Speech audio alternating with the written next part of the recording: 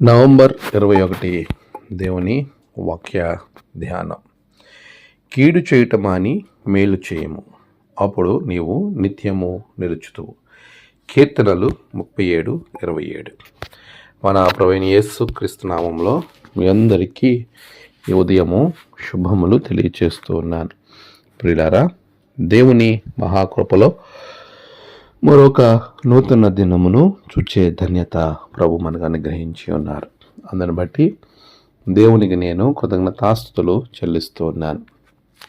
ప్రభు ఇచ్చేటువంటి వాక్య వాగ్దానము, వాక్య ఆజ్ఞ మనం గమనించినప్పుడు నీవు నిత్యము నిలుచుదువు.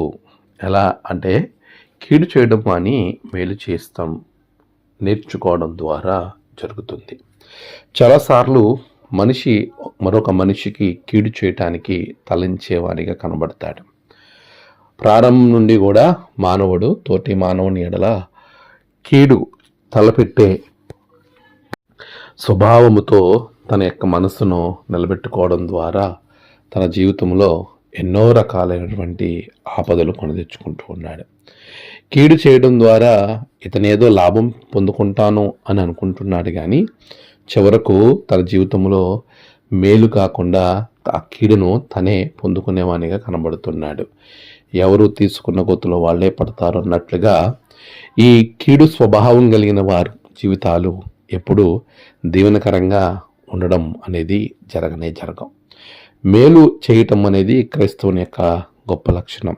ఇతరులకు మేలు చేయాలి. ప్రభు చెప్తున్నాడు, నువ్వు మేలు చేసే వరంగా మేలుకరమైనటువంటి జీవితం నువ్వు జీవించినప్పుడు, అనేకులకు మేలుకరంగా నువ్వు ఉన్నప్పుడు ప్రభు నిన్ను ఆశీర్వదిస్తాడు.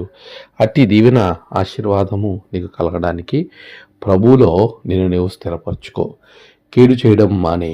అందుకే ప్రభు నేర్పిన ప్రార్థనలో కూడా కీడు అనేది దుష్టునికి లేక అపవాదికి సాదృశ్యంగా కనబడుతుంది. కీడు నుండి తొలగించుము అని మనం ప్రార్థిస్తాం.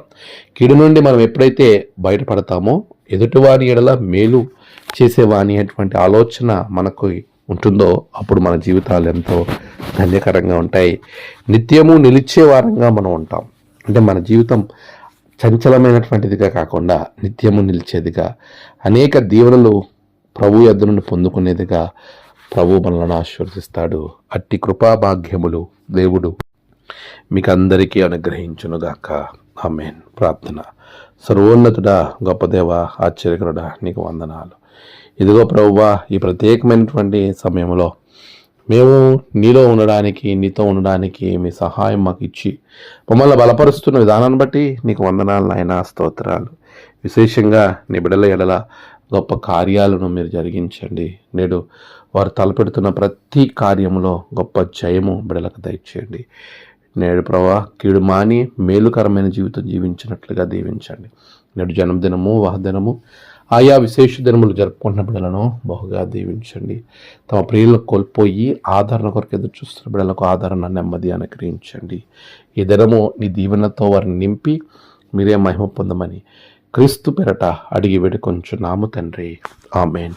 తండ్రి, కుమార, పరిశుద్ధాత్మ త్రియేక దేవుని దీవెన ఆశీర్వాదం మీకు కలుగునుగాక. ఆమేన్.